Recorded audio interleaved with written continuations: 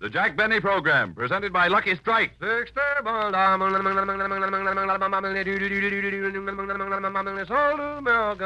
Let your own taste and throat be the judge. For smoothness and mildness, there's never a rough puff in a Lucky Strike. For smoothness and mildness, there's never a rough puff in a Lucky Strike. Yes, let your own taste and throat be the judge. For smoothness and mildness, there's never a rough puff in a Lucky Strike. And that's because LSMFT. Lucky Strike means fine tobacco. Fine, light, naturally mild tobacco that gives you smoothness and mildness. And no wonder, for years, Lucky Strike has maintained America's largest and most complete cigarette research laboratory. Prior to the auctions, the buyers for Lucky Strike send sample leaves from all tobacco-growing areas to this great laboratory for scientific analysis to help determine which tobaccos are really fine. And this is only one phase of the constant research that helps make possible Lucky Strike's unconditional guarantee. Check the cigarette you are now smoking. Among all leading brands, only the makers of Lucky Strike put an unconditional guarantee on the pack. So smoke a Lucky. Let your own taste and throat be the judge. For smoothness and mildness, there's never a rough puff in a Lucky Strike. So round, so firm, so fully packed, so free and easy on the draw. Make your next carton Lucky Strike.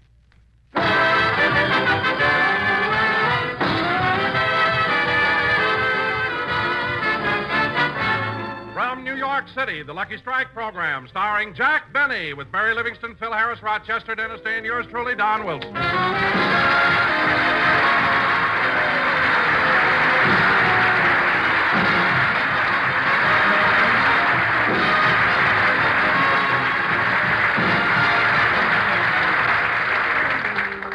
Ladies and gentlemen, this is our second week in New York. So let's go out to the Acme Plaza Hotel where Jack is staying. Our little star is still in bed. Boss, wake up. Mr. Benny, wake up. Huh? Oh, it's you. Yes, boss, it's time to get up.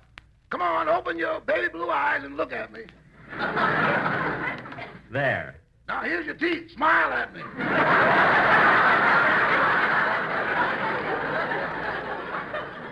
I'm smiling. What time is it? 4 o'clock in the afternoon. 4 o'clock in the afternoon. Didn't the sun shine today? I don't know. This room hasn't got a window. What do you mean it hasn't got a window? Raise the shade. There, what's that? A picture of Central Park by Grandma Moses. Well, you could have fooled me. Yesterday, when I lifted the shade, I could have sworn it was snowing. That was the plaster falling off the ceiling. Oh, yeah, look at the way it drifted up against the baseboard.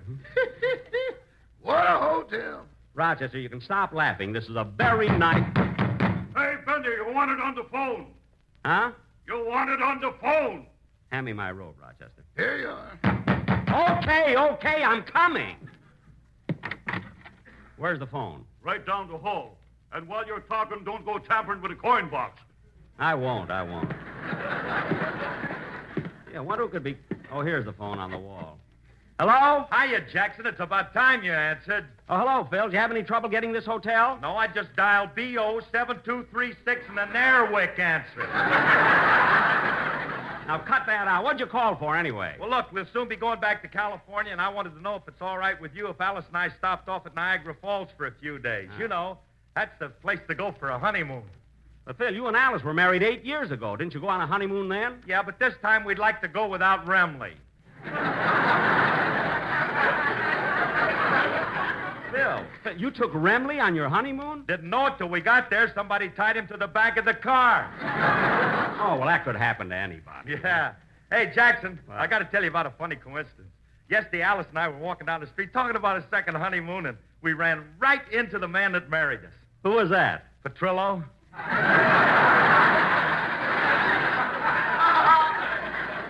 Petrillo. How could Petrillo officiate at your wedding? Why not? My dues was paid up. Oh, I see. Well, look, I got to hang up now, Dad. I got a lot of things to do tonight. I'm going to see South Pacific. South Pacific? You're going to see South Pacific? Yeah. Gee, how I envy you. I pulled all kinds of strings to see that show. I couldn't even get one ticket. Really? I tried everything. Have you tried money? Yes, I even washed Mary Martin's hair. Now, Phil, if you're stopping off at Niagara Falls, will you be back in Hollywood in time for my next Sunday's program? Sure, I'll be there, Jackson. You know I love you. Huh? Your option is coming up. I wouldn't let you down. Well, that's very thoughtful of you, Maestro. Goodbye. So long, Clyde. So long.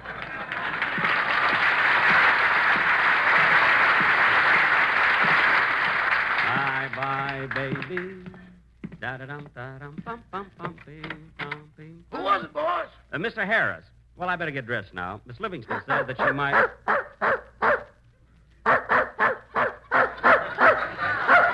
There's that dog in the next room barking again. Kept me awake half the night. I got a good mind to complain to his owner. His owner lives at the Sherry Netherlands.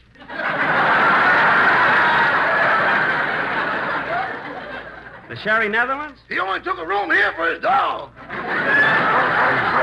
Fine thing. Imagine them putting a cocker spaniel in the next room. They tried to give him this one, but he wanted a window. Afforded, why not? Rochester, hand me my tie, will you? Here you are, boss. Come in. Well, hello, Mary. Hello, Jack. Hello, Rochester. Hello, Miss Livingston. Yeah, don't be late there, Rod. Hi, Miss Livingston. You know, Mary, when you said you might...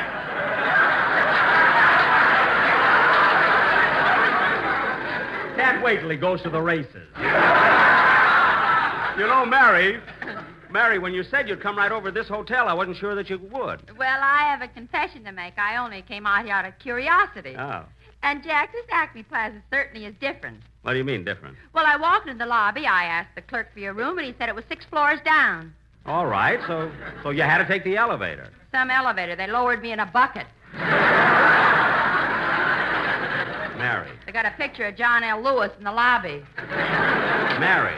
And the bellboys are on a 3-day week. Oh, stop. Be happy you found the place. Do you have any trouble? No, I was lucky. I got in a cab and said, "Driver, do you know where the Acme Plaza is?" And he said, "Yes, ma'am. I used to live there when I was out of work." Now I know you just made that up. No, I didn't, Jack. Say, have you got your program all set for Sunday? Most of it, Mary, but I don't know what to do about a commercial. The Sportsman Quartet didn't come to New York. Boss, you mentioned that yesterday, so I took the liberty to ask some friends of mine to come down and audition for you. Oh, thanks, Rochester. And you know, Mary, I thought that on the opening of the show, I might play my violin. I haven't done that yet in New York. Oh, Jack, nobody wants to hear you play Love and Bloom. Mary, I've learned a new one, Some Enchanted Evening. Wait till I get my violin and I'll play it for you. Here it is, boss. Thanks. Oh, Mary, this will be swell now. Okay. Oh, wait a minute. Wait till you hear this.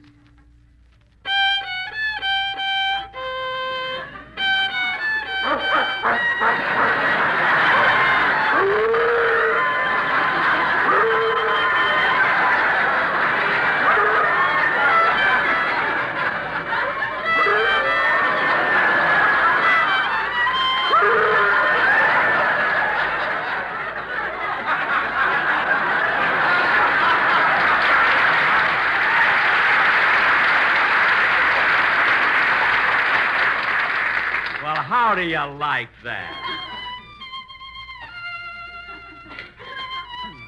Hey, listen. There's another violinist in this hotel. That's the dog. He's playing at the Palace this week.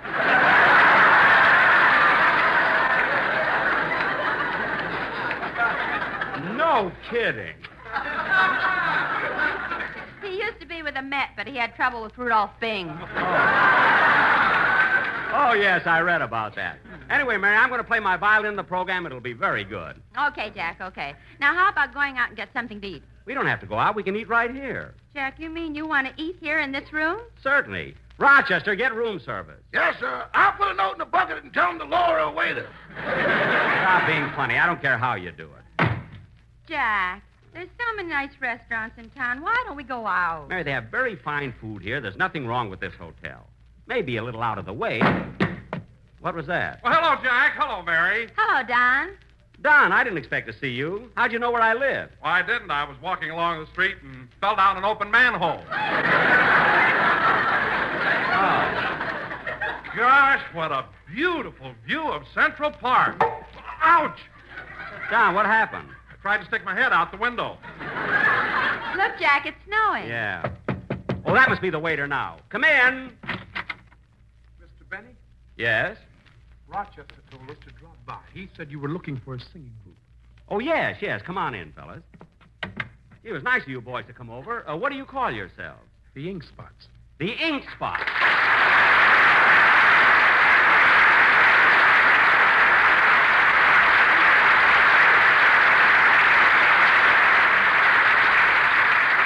Well, boys, I'm glad you're here. Rochester told me you had an idea for a number that could be used on my program. Yes, sir. We took our theme song and made a special arrangement just for you. Oh, how nice. Could I hear it now? Yes, sir. Well, sit down, Mary, Don. Come on, fellas, let's have it.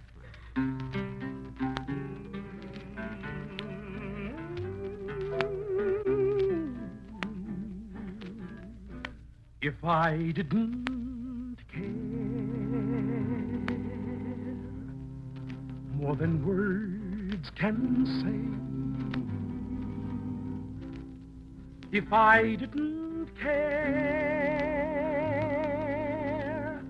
would I feel this way? If this isn't love, then why do I thrill? And what makes my head go round and round while my heart stands still?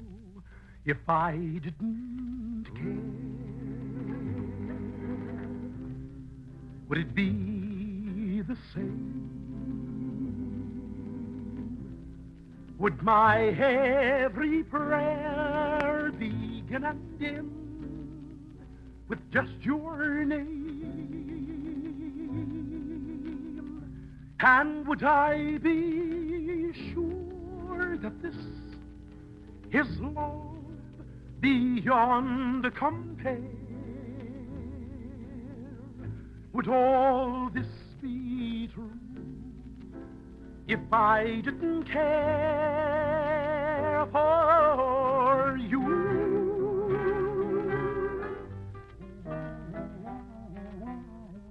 Honey child, if I didn't care, if I didn't care what I smoked, baby, I'd smoke any kind of a cigarette. But I do care, honey child. That's why I always smoke Lucky Strikes. I smoke Lucky's because they're so round, so firm, so fully packed, so free and easy on the draw. And another thing, baby, there's never a rough puff in a Lucky. Lucky Strike. LSMFT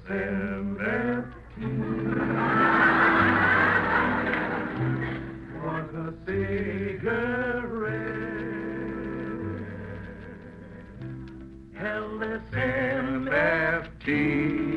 the very best that you can get. All the one thing I'm sure that they're fine beyond compare, then this must be true. Luckies are the smoke for you. Quality of product is essential to success.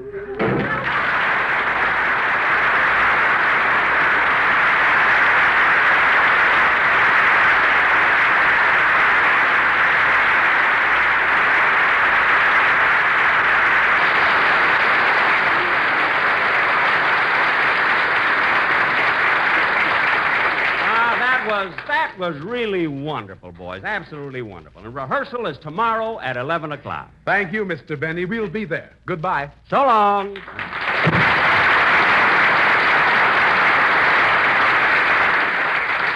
You know, Don, the Ink Spots are going to be great. They sure will, Jack.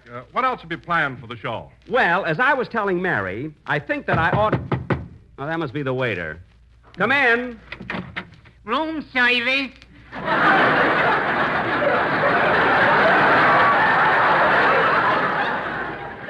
Oh, yes.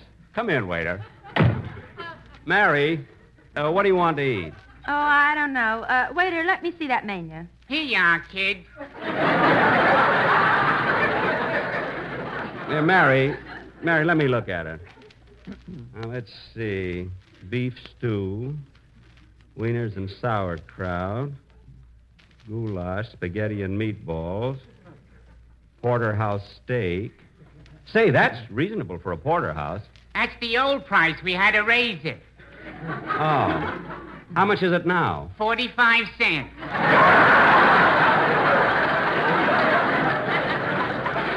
Wow.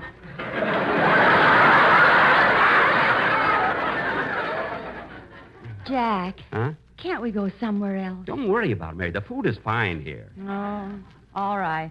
Waiter, have you any lamb chops? Yes, ma'am. I'll have that, too. Waiter, we'll all have lamb chops. Yes, sir. Would you mind saving the bones for the guests in the next room?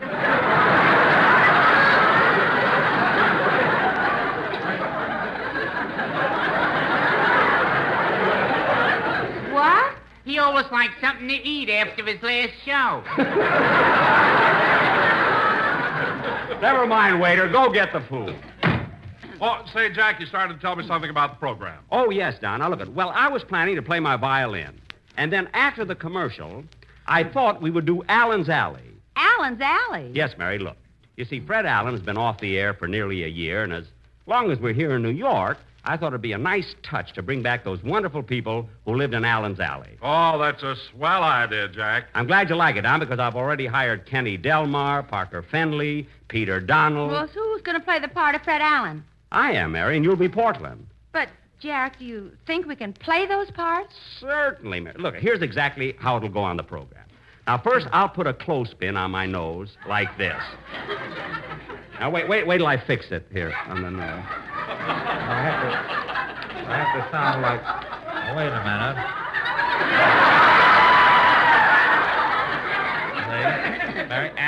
And then you say... Oh, Mr. Allen! Mr. Allen! Well, Portland, gee...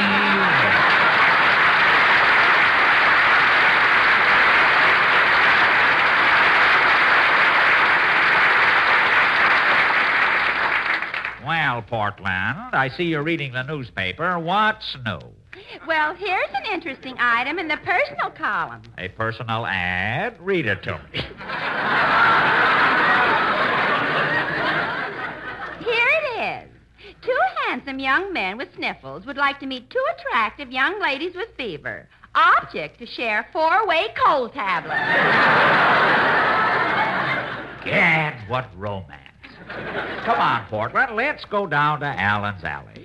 And what is your question tonight? My question tonight is, do you think television will replace radio? Shall we go? As the man said when he stepped on his bathroom scales, I'm on my way.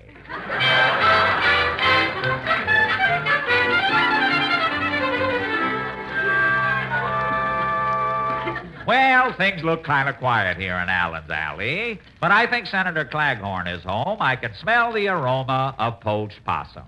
I'll knock on his door. Somebody say somebody pizzicatoed my pie.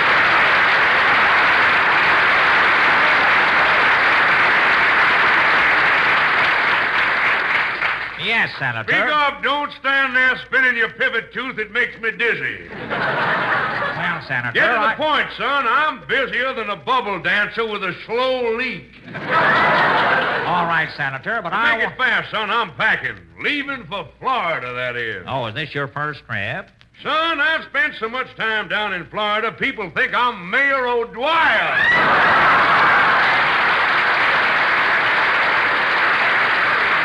Now, look. That's a joke, son. I know. Well, you ain't laughing when you hear a joke. You're supposed to yuck it up. All right. Now, look, Senator, I have a question I'd like to ask you.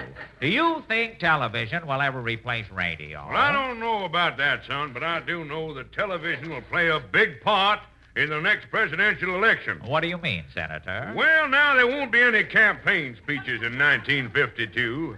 For the Democrats, Margaret will sing, and little old Harry will play the piano. I see. Yeah, and the Republicans... the Republicans... The Republicans, they're going to make a song and dance team out of Taft and Hartley. Well, Senator, if television will play such a big part, who do you think will win the next election? Milton Berle. So long, son. So long. So long, So long.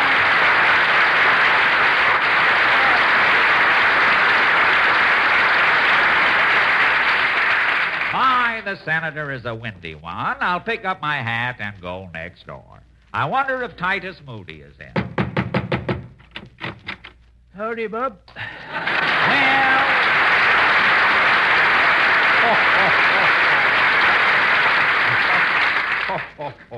Say, Titus. Say, Titus, what's the matter? You look like you've been crying. All night long. Crying all through the night? What's wrong? Oh, my friend Lem Hawkins. He up and died. Oh, that's a shame. When did Lem die? Last spring. Wait a minute, Mr. Moody. How come you're crying now if Lem went last spring? He died during the planting season. I was too busy then. Oh, how old was Lem? 97. Died of old age, eh? No. It was an accident. An accident? Yeah. He worked over at the maple syrup factory. Yes? One day he slipped, fell into a vat of maple syrup, sweetened himself to death.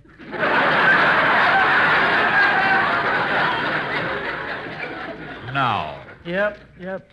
That was last spring. They're still fighting the ants off his grave. Well, Mr. Moody, enough about the saccharine Mr. Hawkins. I'd like to ask you a question. Make it fast, Bub. I got to go slop the hogs. Mr. Moody, do you think television will replace radio? Why, no. The farmers, they'll never go for television. Why not? Well, sir, I bought a television set myself, put it in the hen house to step up egg production. And did it work? Well, first I tuned in the wrestling matches for 'em. That didn't do any good. It didn't? No. When Gorgeous George come on, the hens would just sit there and pant. Uh-huh. Then I tuned in Faye Emerson. Yes? I'd just sit there and pant. I see. Finally, I found the program that made the hens lay eggs. Hop along Cassidy. How did Hoppy make those hens produce? Well, sir, every time Hoppy shot his gun, they'd lay an egg. No. Yep. It was a pleasure to watch Hoppy in a six-reeler. Him a-shooting and them a-laying. So now you're prosperous. Well, no.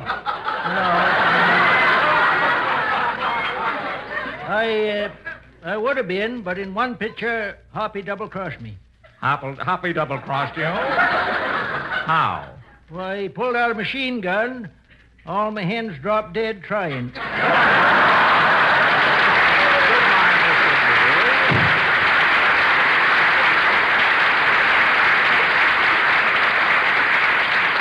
Well, I wonder who I'll find in this next house.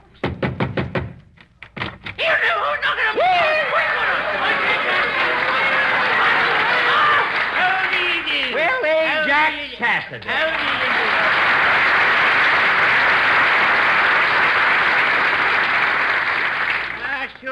It's good to see you again. The same to you, Ajax. But wait, you have a black eye. I have, me boy. 'Tis a badge of honor I acquired last night during a fracas at Kerrigan's Cozy Corner.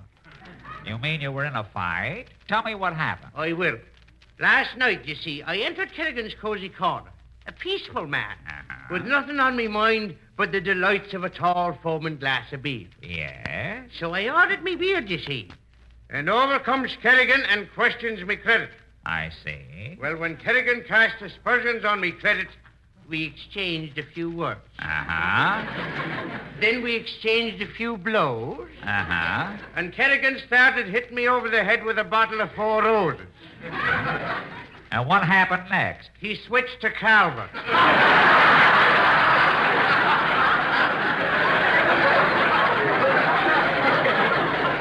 Well, Ajax, the question I'd like to ask you tonight is, do you think television will replace radio? Well, now, me boy, that's a hard question to answer. Uh-huh. You see, in my house, we have both a television set and a radio. I see. And what do you listen to most? My wife. Goodbye, you boy.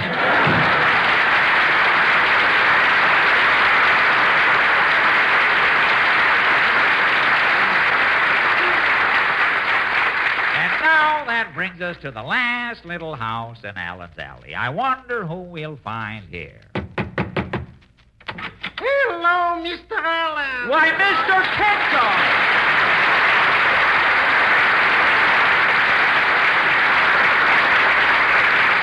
Tell me, Mr. Kitzel, what are you doing here in New York? Well, Mr. Allen, last week in Hollywood, Yeah. I was walking down Sunset Boulevard, and as I passed a radio station, a man with a hook dragged me into a quiz program. A quiz program? Yeah, they asked me questions, I gave them answers, and the next thing I know, I'm spending 2 glorious weeks in the Bronx. Well, that's wonderful. Tell me, Mr. Kitzel, are you having a good time? Mr. Allen, every night a different show. Really? What shows have you seen since you've been here? Oh, I saw The Rat Race, Death of a Salesman, Miss Liberty, and last night I saw Max's Little Darling.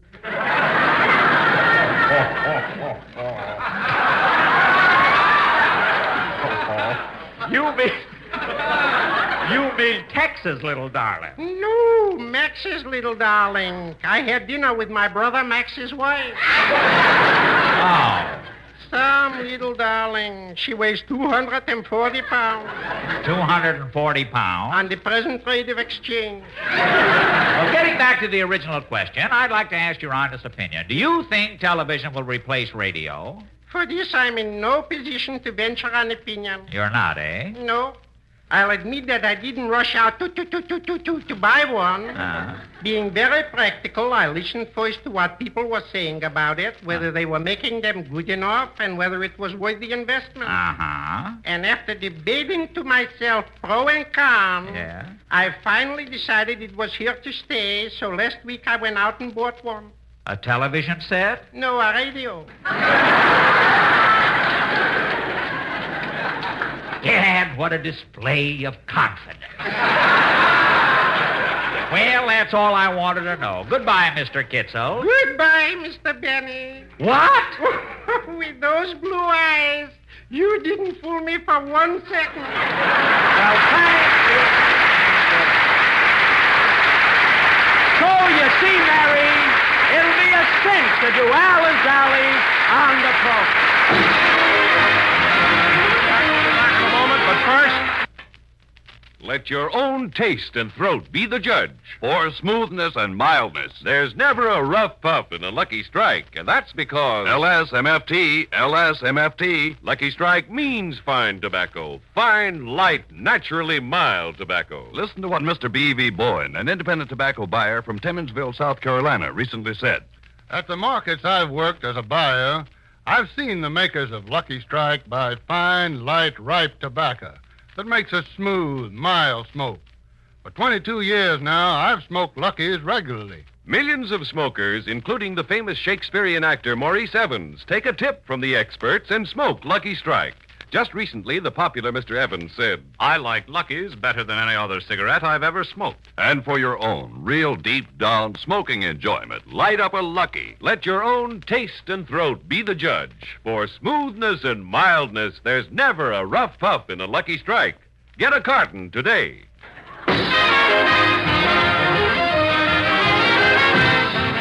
Ladies and gentlemen, I just want to say we've had a very pleasant 2 weeks here in New York, and next week we'll be broadcasting again from Hollywood, California. Good night, everybody. Be sure to hear Dennis Day and the Day in the Life of Dennis Day. Stay tuned for the Amos and Andy Show, which follows immediately. This is CBS, the Columbia Broadcasting System.